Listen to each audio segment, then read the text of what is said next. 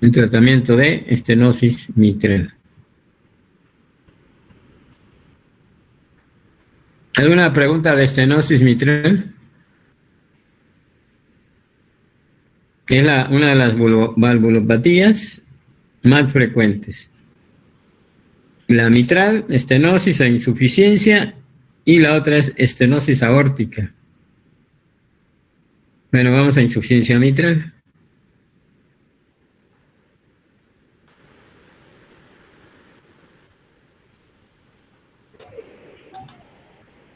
¿Se ve la pantalla? Sí, Doc. Sí, Doc. Bueno. Sí, Doc, ninguna duda. Muy bien, la insuficiencia mitral, se la vamos a dividir en dos grupos. Uno, causada por fiebre reumática congénita, y otra que es de tipo funcional, quiere decir otras patologías que dilatan el anillo de la válvula mitral. Y después vamos a ver lo que se llama prolapso de la válvula mitral. Entonces vamos a hablar ahorita de insuficiencia mitral. La causa más frecuente es reumática. Si en el adulto encuentra insuficiencia mitral, digo que es de origen reumática. Obviamente un niño es congénito. Si encontramos mitral más la aorta, igual es de origen, es como secuelas, es causada de secuelas de fiebre reumática. Después de eso hay otras asociadas a enfermedades de la colágena, igual que la estenosis, lupus, artritis reumatoide, pero aquí le agregamos espondilitis anquilosante y esclerodermia. Son los que llamamos el grupo de enfermedades de la colágena, es decir, de tipo inmunológico.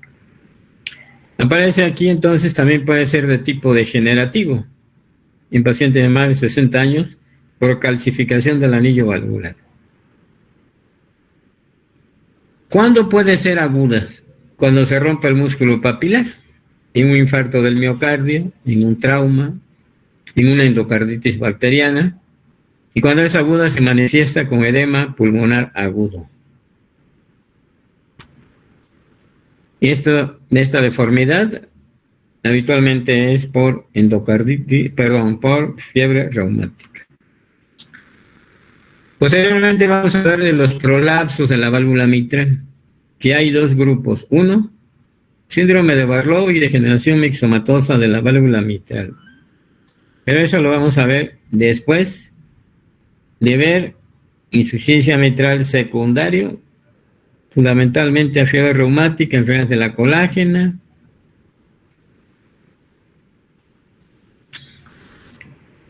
¿Qué es lo que sucede a la insuficiencia mitral? A ver, vamos a pensar. Con este cuadrito, la insuficiencia mitral es cuando la válvula mitral se cierra.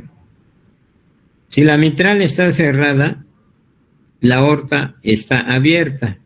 Está cerrada, pero hay un defecto. Está abierta la aórtica.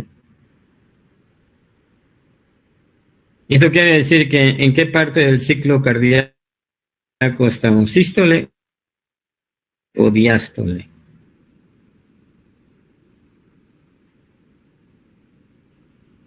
Sístole. Sístole, por lo tanto, va a pasar sangre del ventrículo izquierdo a la aorta. Pero como hay un defecto en la mitral, en el momento de la sístole también pasa sangre al atrio, a la aurícula izquierda. Y después, cuando viene la diástole, este mayor volumen que llegó a la aurícula izquierda baja un volumen mayor y por lo tanto dilata el ventrículo izquierdo. Y entonces, aquí está, ¿cómo es el soplo sistólico durante toda la sístole? Intensos, ¿por qué? Porque están sometidos a una presión importante. Este va a ser un soplo sistólico intenso. ¿En qué momento? En toda la sístole, por eso decimos que es un soplo holosistólico, descrito clásicamente como un chorro de vapor y que se irradia a la axila y al dorso. Cavidades que crecen en la aurícula izquierda y ventrículo izquierdo. Causas más comunes: fiebre reumática congénita, algunas asociadas a enfermedades de la colágena. En la radiografía, obviamente, va a haber crecimiento del ventrículo izquierdo con punta abajo del corazón, como lo vemos acá. Y va, como se dilata la aurícula izquierda, vamos a tener 4 arcos izquierdos. Aquí tenemos la aorta pulmonar, el arco de la aurícula izquierda, ventrículo izquierdo, 4 arcos izquierdos. Entonces ya sabemos más o menos cómo está la situación, nada más viendo esa diapositiva. Entonces, el ventrículo izquierdo, en el momento que se contrae, pasa sangre al atrio izquierdo, pero este le regresa. Es decir, va a recibir mayor cantidad de volumen en el ventrículo izquierdo. Por lo tanto, si aumenta la precarga, aumenta el gasto cardíaco y por lo tanto no va a haber problema del gasto cardíaco. Y si el paciente por eso va a tardar mucho tiempo en dar síntomas, excepto el soplo, si es que lo revisamos. Pero síntomas no va a tener porque mayor volumen diastólico en el ventrículo izquierdo, el gasto cardíaco se conserva. Pero con el tiempo este mayor volumen va dilatando más el corazón hasta que empieza a fallar y entonces se desencadena falla cardíaca izquierda. Y eso se conoce como disociación entre función ventricular y contractilidad.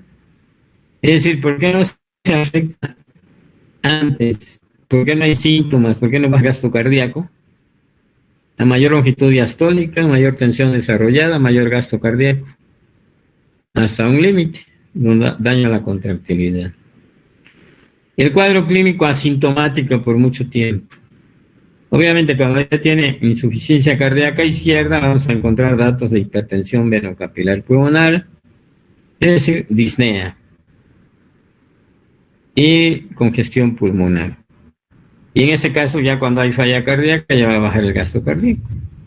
El soplo, como es holosistólico en chorro de vapor que se irradia a la axila y al dorso. Igual, los soplos de la válvula mitral se exacerban poniendo al paciente en el decúbito lateral izquierdo, que se llama posición de pachón. Soplo holosistólico, ¿verdad? En el fonograma ya decimos que es el primer ruido. Sístole, el segundo ruido con sus dos componentes. Diástole. Soplo es holosistólico, intenso rudo que se acompaña de frémito y se irradia a la axila y al dorso, como el chorro de vapor. ¿Qué cavidades crecen? Aurícula izquierda, ventrículo izquierdo. Cuando existe cierta dilatación de la aurícula izquierda, pues va a haber fibrilación auricular y se pueden formar trombos. ¿De qué depende? La radiografía va a depender de la evolución y del grado de la insuficiencia mitral. Si es leve, el tamaño del corazón va a estar normal. Si es moderada o grave, habrá cardiomegalia a expensas del ventrículo izquierdo. Si la causa es por calcificación, un paciente de 60 o más años, bueno, podemos encontrar calcificación del anillo valvular. Si hay datos de falla cardíaca, dada la hipertensión venocapilar pulmonar, pero inicialmente tarda muchos años en tener un gasto cardíaco normal. Si es lo clásico, fíjense bien, aquí tenemos punta del corazón abajo y afuera. Aquí tenemos la aorta un poco más alta porque al pasar este mayor volumen también va a salir sobre la aorta y la va a dilatar poco a poco. Aquí, claro, ya hay insuficiencia cardíaca porque hay cardiomegalia como grado 3 o 4. Aquí ya vemos una valvulopatía mitral complicada con problemas de cavidades derechas. Este sí es un corazón gigante y eso que vemos aquí es el arco de la aurícula izquierda. Conclusión, insuficiencia mitral, causas. Secuelas de fiebre reumática. Habitualmente decimos cardiopatía reumática inactiva, es decir, es una secuela. Del tipo de la doble lesión mitral, de predominio de la estenosis o insuficiencia. Pocas veces encontramos insuficiencia mitral pura, o estenosis mitral pura. Entonces, el flujo turbulento ocurre en el momento de la sístole, por lo tanto el soplo es holo sistólico intenso rudo, que se irradia a la axila y al dorso como un chorro de vapor. Cavidades crecen las izquierdas, aurícula y ventrículo izquierdo, datos de hipertensión venocapilar pulmonar, cuando ya existan cardiomegalia importante y datos de falla cardíaca izquierda. Bien, ¿qué otros estudios siempre sigue después de tórax y electro un ecocardiograma que nos va a dar datos anatómicos y funcionales, nos va a calcular el grado de insuficiencia y si no es suficiente será cateterismo cardíaco de las cavidades cardíacas. Un eco, nuevamente en este eje largo aquí estamos viendo la aorta, la válvula aórtica, que es la válvula mitral, atrio izquierdo y ventrículo izquierdo. Aquí tenemos ejemplificado en un eco que habitualmente no vemos, que es el tridimensional, donde se está demostrando que la sangre se está regresando del ventrículo izquierdo a la aurícula izquierda. Y aquí igual, este es de 4 cámaras, son derecha, este es izquierda, aurícula izquierda, ventrículo izquierdo. Recordamos que el suero agitado produce unas burbujitas que son ecodensas. Está mostrando cómo se están regresando estas burbujitas del ventrículo izquierdo a la aurícula izquierda. La historia natural, nuevamente, la fiebre reumática empieza de 5 a 15 años de edad. El promedio de los síntomas empieza a un promedio de 30 años, que habitualmente los pacientes van a urgencias por un EBC de tipo isquémico y le encontramos FA, violación auricular y todos los datos de estenosis mitral. Es una de las causas frecuentes de EBC en las mujeres, pero no es tan jóvenes, de 30 años, pero no es tan frecuente, lo vemos solo ocasionalmente. ¿Qué vamos a dar? En la insuficiencia mitral, ¿qué tratamiento médico sería más lógico? Bueno, si la presión arterial estuviera alta, va a haber más problemas del paso de la sangre del ventrículo izquierdo a la aorta. Entonces, teniendo una presión arterial baja, pero siempre dentro de límites normales, es decir, nunca menos de 90-60, habitualmente 110-60, usando vasodilatadores para que la poscarga, es decir, la presión no esté tan alta, la aorta que el defecto que tenga. Obviamente diuréticos si hay congestión pulmonar, y digoxina solo que hay insuficiencia cardíaca y FA y está muy dilatado el corazón, si no, no. Aquí dice insuficiencia mitral aguda, la insuficiencia mitral aguda ya sea por ruptura traumática, por endocarditis, un infarto por disfunción o necrosis del músculo papilar del ventrículo izquierdo, o sea, de la válvula mitral, la ruptura aguda, la ruptura obviamente es aguda de la válvula mitral, nos da datos de edema pulmonar agudo. Y ahí le vamos a dar vasodilatadores, ¿verdad? Mientras se lleva a cirugía y se trata de corregir el defecto, porque fue agudo. El tratamiento quirúrgico, fíjense, el tratamiento es quirúrgico. La válvula tiene un defecto, ya sea que las valvas estén deformadas, estén traccionadas. Entonces, lo más importante es primero valorar qué grado tiene con un eco. Llegará un momento dado entonces que la insuficiencia es severa y va a requerir una válvula, o una valvuloplastía si es posible, y si no, hay que poner una válvula mitral o una prótesis mitral. ¿Cuándo sería lo indicado? Dijimos que el ventrículo se va dilatando hasta que daña la miofibrilla. Antes de que empiece con datos de la fracción de expulsión empiece a bajar, porque hemos comentado que la fracción de expulsión se mantiene bien.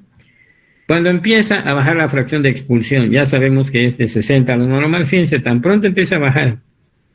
Y o la dilatación, aquí dice dilatación telesistólica del ventrículo izquierdo, quiere decir que el ventrículo izquierdo llega a cierta dilatación.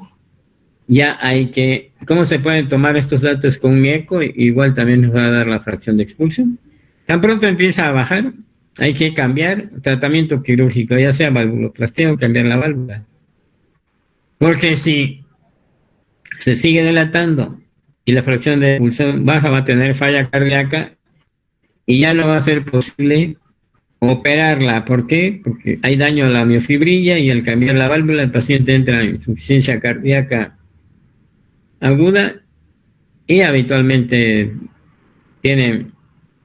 fallece el paciente. Entonces pues no se hace. Siempre hay un momento de la indicación quirúrgica de la insuficiencia mitral, tomando en cuenta la fracción de expulsión y el diámetro telesistólico del ventrículo izquierdo. La intervención quirúrgica es controversial. Es controversial cuando esos parámetros, fracción de expulsión o está muy dilatado el corazón. Por eso hay un momento. Tomando en cuenta fracción de expulsión y que el tamaño del ventrículo izquierdo. Cuando se cierra la válvula y claro, el problema ya es grave, el paciente puede llegar a falla cardíaca, entonces pues no se va a operar. Esa válvula realmente no corresponde a una prótesis mitral, sino es de la tricúspide en un paciente que tenía adicto a drogas intravenosas, que tuvo endocarditis de la válvula tricúspide, pero no es de la mitral. Y ahora sí, vamos a hablar ahora de los prolapsos de la válvula mitral.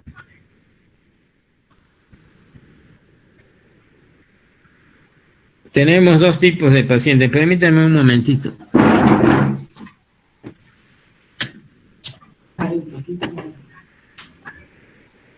Voy a cerrar, si no se puede.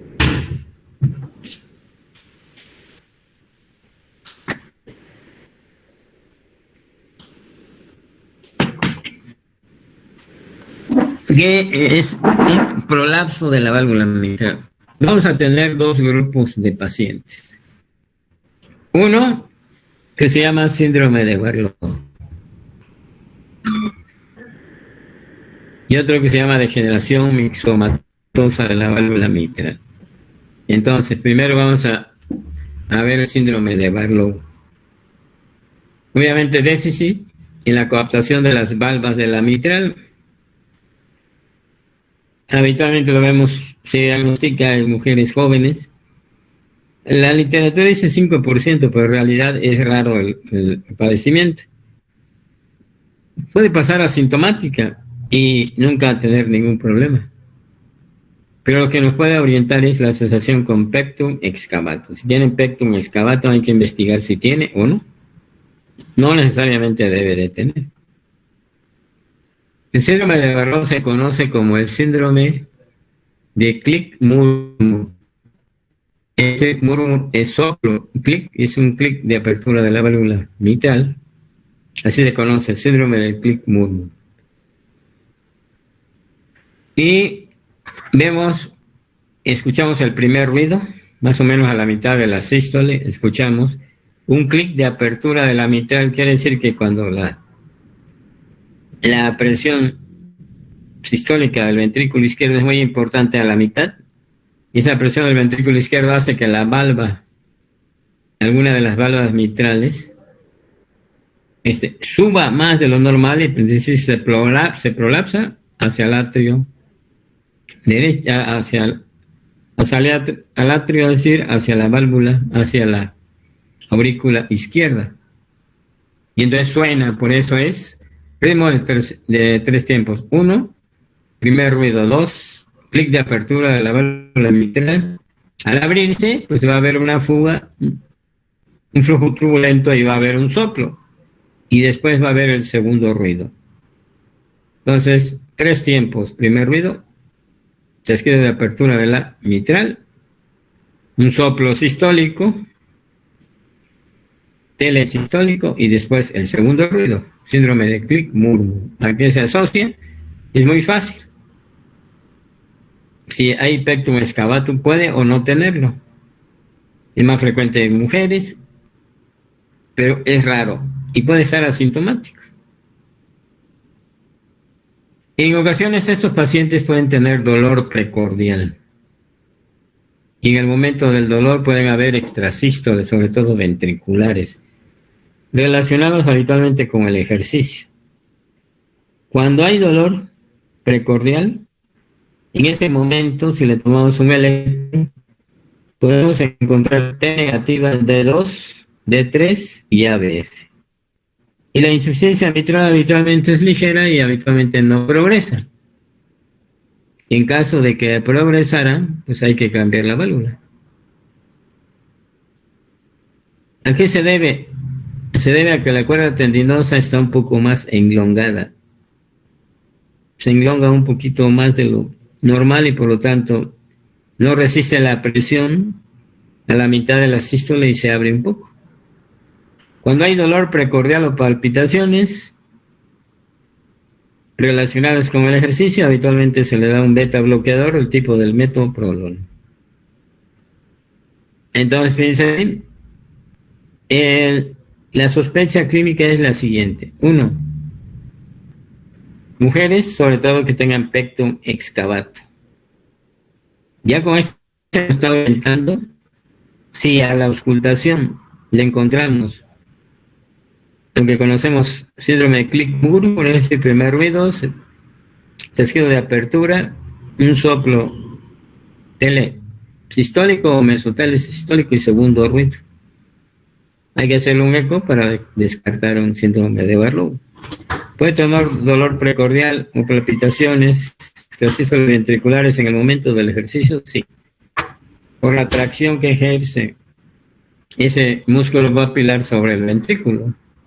De repente puede desprenderse un pedacito de esa válvula y puede dar microembolias.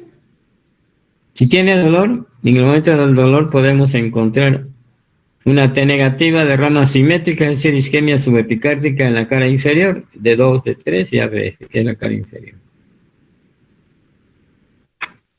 Tratamiento, pues ya le dije, metoprolol, y si de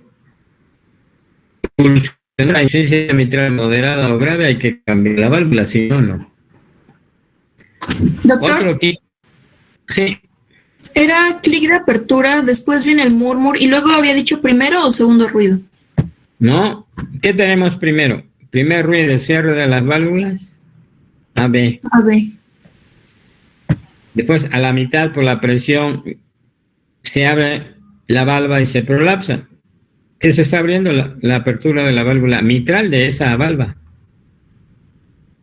Al abrirse la válvula mitral, a prolapsarse hacia el atrio izquierdo, ¿qué va a pasar?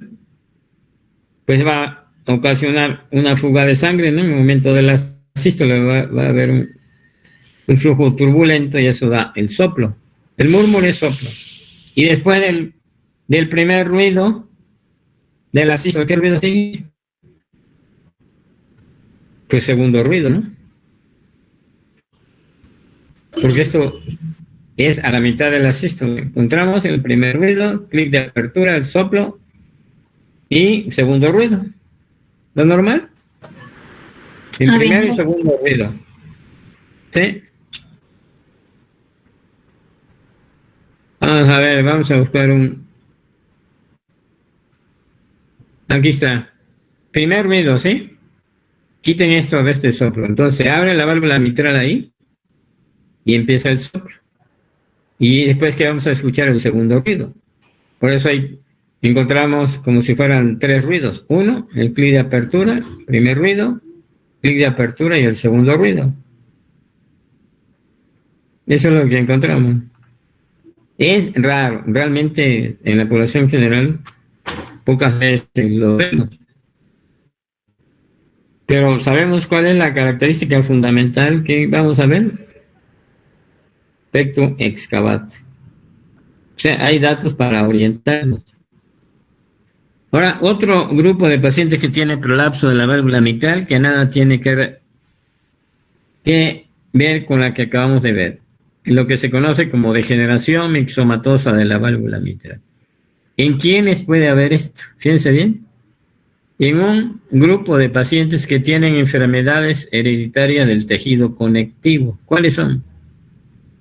Yo digo que es el hombre elástico, es decir, síndrome de Marfan, Ehlers-Danlos y pseudoxanteoma elástico. En este grupo de pacientes puede existir degeneración mixomatosa de la válvula mitral. Todos sabemos que el tejido conectivo es muy elástico en todo este grupo de pacientes. Y entonces las cuerdas tendinosas no son la excepción. Entonces, ¿qué pasa? Pues se van elongando, ¿verdad? Y eso se llama degeneración mixomatosa. Van a dar un prolapso de la válvula mitral que es progresivo porque cada vez se va elongando más la cuerda tendinosa. Por eso hay un soplo holosistólico.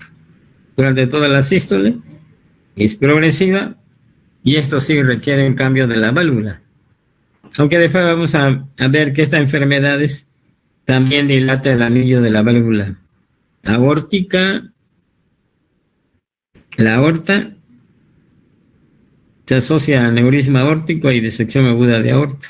¿Por qué? Porque todo el tejido conectivo es elástico. Entonces, características auscultatorias del prolapso de la válvula mitral. Ya lo hemos comentado. Maniobras que aumentan el retorno venoso, el soplo disminuye. Y maniobras que disminuyen el retorno venoso, el soplo aumenta. Es lo que dice aquí con muchas palabras. El tratamiento del síndrome de Barlow, ya dije que es asintomático, no amerita ningún tratamiento. Dolor precordial o arritmias ventriculares beta bloqueadores. ¿Va a necesitar profilaxis contra endocarditis infecciosa, como vamos a ver después? Pues sí, cualquier valvulopatía necesita profilaxis. Tratamiento quirúrgico, salvo que progrese la insuficiencia mitral, si no, pues no. Y algunas curiosidades, síndrome de Horner, ya habíamos dicho que el crecimiento importante de la aurícula izquierda comprime una asa del nervio laríngeo recurrente. Y este síndrome se llama disfonía. Realmente es raro, pero cuando encontramos disfonía en un paciente no le encontramos otra causa. Con gran dilatación del atrio izquierdo puede ser esa la causa. Ahí por curiosidad vemos en lo que se llama síndrome de Lutten-Bacher. Hay que combinar una estenosis congénita mitral con una comunicación interauricular.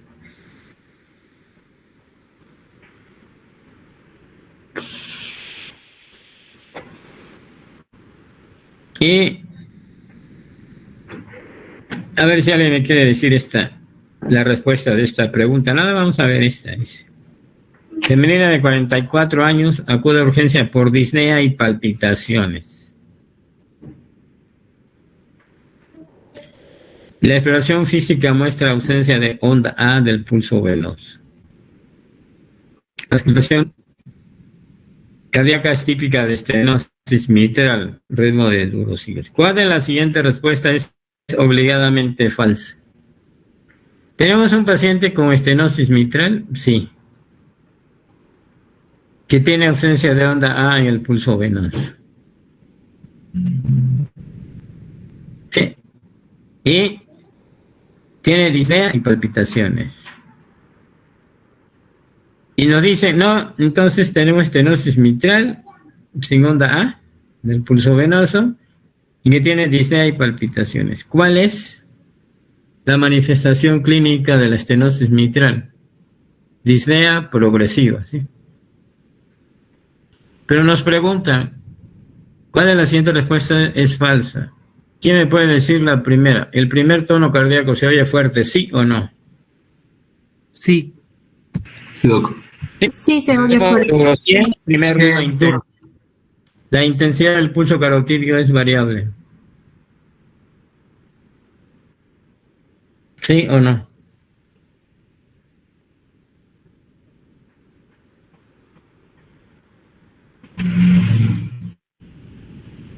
Puede auscultarse un chasquido de apertura inmediatamente antes del soplo mesodiastólico. ¿Sí o no la 3? La 3 sí. El soplo diastólico finaliza con una asentación presistólica. ¿Sí o no? También sí, doctor. Sí. El segundo tono será fuerte si existe hipertensión pulmonar. Pues sí. Entonces, ¿cuál es la buena? Más bien la falsa sería la 3, ¿no? La 2 es la falsa. Sí, la buena para la pregunta. ¿Cuál es la falsa? La 2 es la falsa. La 2. Yo digo que es la 3. A ver, la que dice las 2, ¿por qué? Porque todas las demás son sí. Y porque pues la intensidad del pulso carotídeo es más afectación No. La doctora que me dijo, a ver, doctora, tú dijiste que la 2, y estoy de acuerdo contigo. Nada más dime por qué el pulso carotídeo es variable. Bueno, porque yo decía que todos los demás, por ejemplo, sí los vimos. Sabíamos que el ritmo... No. De acuerdo a la pregunta, no estamos hablando de los demás. Bueno, o sea, por eso... ¿Por qué el pulso carotídeo es variable? No sé, yo llegué por descarte, porque todas las demás sí.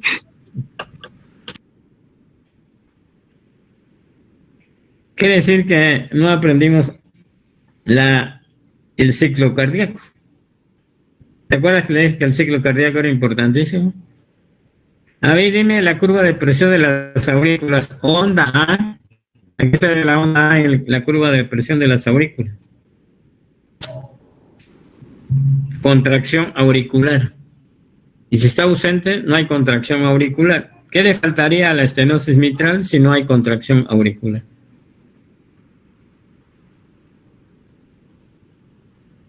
La onda A. No, en la estenosis mitral lo que faltaría es el refuerzo presistólico. Y si no hay onda A, ¿qué tiene ese paciente?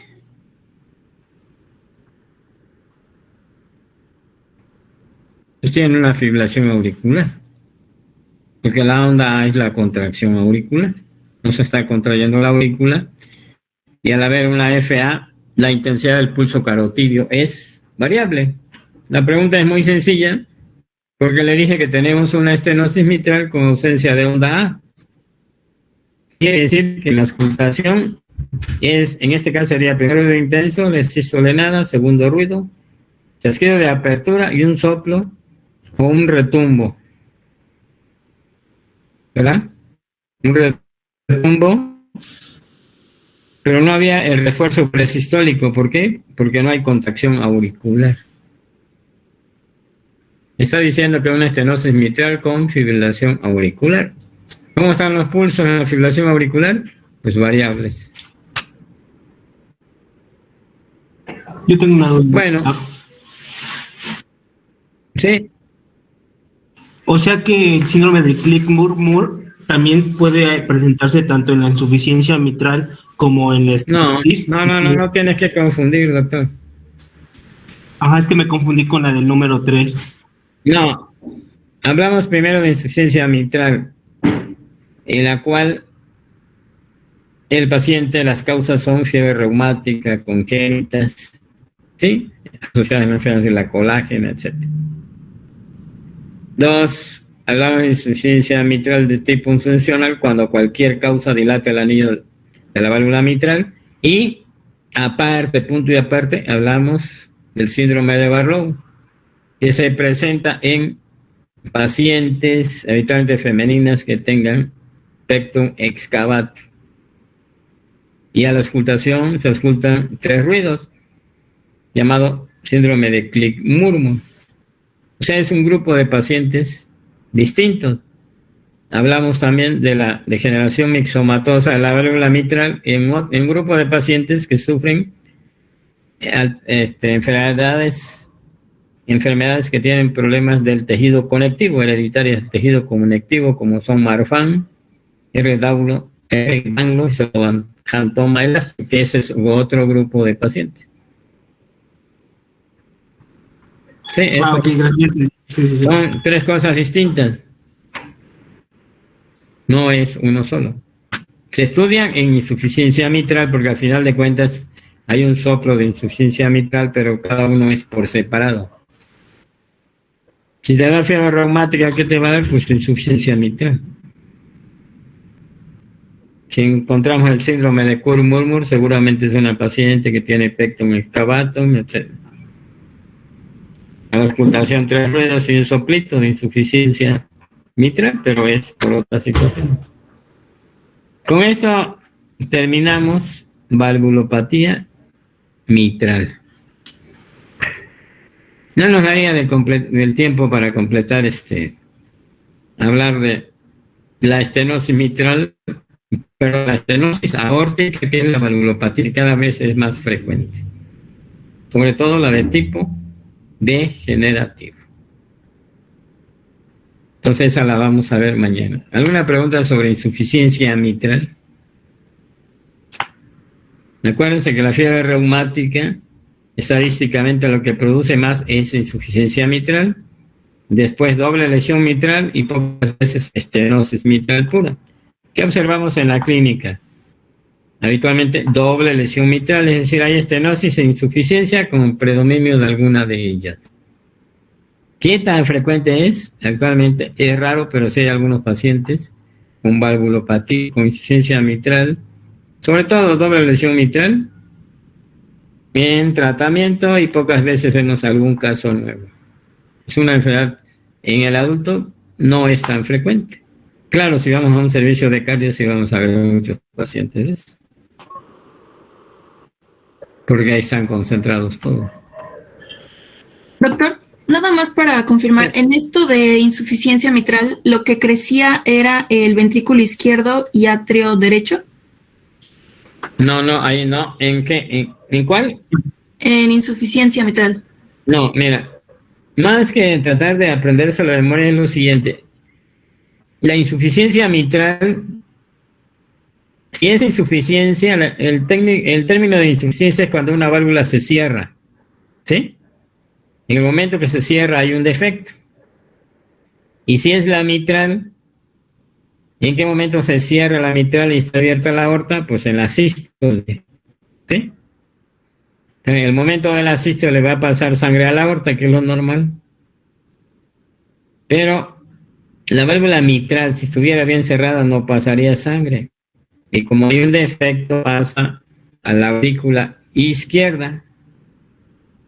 La aurícula izquierda va a recibir volumen del ventrículo izquierdo. Ese mayor volumen la va dilatando. Y ese volumen que le lleva a la aurícula izquierda, cuando se abre la válvula mitral, le regresa al ventrículo izquierdo. Entonces, ¿qué cavidades crecen? Las izquierdas. La aurícula y ventrículo izquierdo. Y esa es la mejor manera de aprenderse qué cavidades crecen, porque de otras maneras nos vamos a confundir. Insuficiencia es cuando está cerrada. ¿Está cerrada para qué? Para que no pase. Pero si hay un defecto, sí va a pasar. Entonces, y si una válvula está cerrada, la otra la abrimos. Vamos a hablar de estenosis mitral. Estenosis mitral es cuando una válvula se abre en forma incompleta. Si está abierta la mitral, está cerrada la aorta. Por lo tanto, es el momento de la diástole, se está llenando el ventrículo. ¿Ahí qué cavidades crecen? Pues como pasa menor cantidad de sangre al ventrículo, crece el atrio, la aurícula izquierda, y retrógradamente empieza a complicar el ventrículo derecho. Entonces, aurícula izquierda, ventrículo derecho, pero esa es estenosis mitral. Y la insuficiencia crece en las cavidades izquierdas, aurícula y ventrículo izquierdo. Es mejor así analizarlo que aprendérselo de memoria. Igual que el soplo. Lo más importante es que ustedes sepan que es un soplo diastólico o sistólico. Y entonces nada más hay que dibujar la válvula mitral cerrada o abierta, y la aorta es contrario. Si está cerrada la mitral, está abierta la aorta. Igualito vamos a pensar cuando hablemos de insuficiencia y estenosis aórtica. Vamos a ver, no hemos visto estenosis aórtica. A ver, estenosis aórtica es cuando una válvula se abre en forma incompleta. ¿Para qué se abre? Para que pase la sangre. Si la aorta está abierta, la mitral está cerrada. ¿En qué momentos? Pues la sístole. ¿Cómo hacer el soplo sistólico, no? En foco aórtico. ¿Qué cavidad va a crecer? Pues ese ventrículo está sometido a mayor presión porque tiene un obstáculo para expulsar la sangre. Por lo tanto, se va a crecer y se va a hipertrofiar. Entonces es mejor analizarlo y llegar a la conclusión qué cavidad crece. Ese es el objetivo, porque si me aprendo los soplos de memoria, al final de cuentas se me van a olvidar. Y si quieren escucharlos, pues ahí están en la plataforma los soplos, o quieren buscar en internet algún otro video donde estén los ruidos cardíacos, pues todo es válido. Bueno, si no hay alguna otra pregunta, nos vamos a ver mañana y vamos a hablar sobre válvula ahora aórtica. Y si tienen tiempo, vean videos que se llaman TAVI, T-A-V-I. Cómo se pone una válvula aórtica por medio de un catéter.